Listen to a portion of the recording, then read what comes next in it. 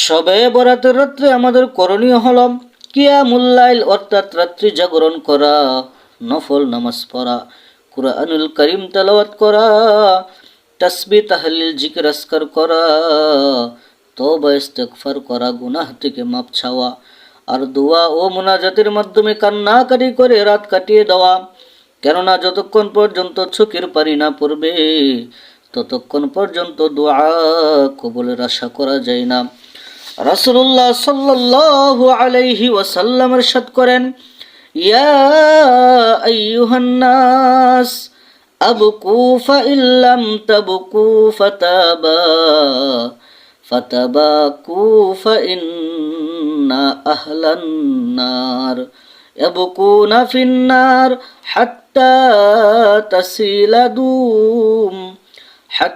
تسيل دموعهم في خدودهم كأنها جداول। লোক সকল কাঁদো, যদি কাঁদতে না পারো তাহলে অন্তত কাঁদার ভান করো, কেননা জাহান্নামীরা জাহান্নামে কাঁদবে।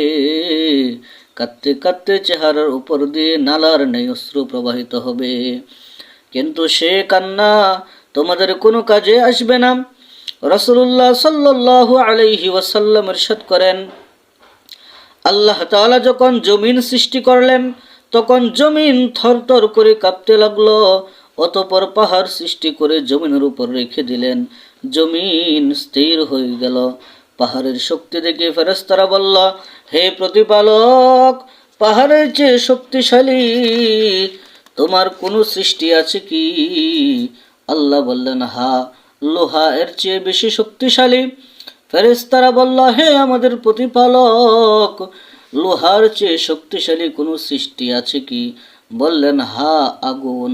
তারপর ফেরেশতারা বলল, হে পরওয়ারদিগার, আগুনের চেয়ে শক্তিশালী কোনো সৃষ্টি আছে কি? আল্লাহ বললেন, হ্যাঁ, পানি। ফেরেশতারা আবার জিজ্ঞেস করলেন, হে আমাদের প্রতিপালক, পানির চেয়ে শক্তিশালী কোনো সৃষ্টি আছে কি?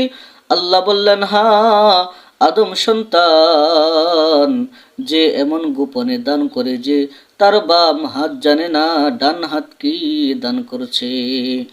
অন্য রাওয়ায়াতে আছে, রাসূলুল্লাহ সাল্লাল্লাহু আলাইহি ওয়াসাল্লাম ইরশাদ করেন, আমি আমার এক উম্মতকে দেখলাম সে জাহান্নামে পতিত হচ্ছে।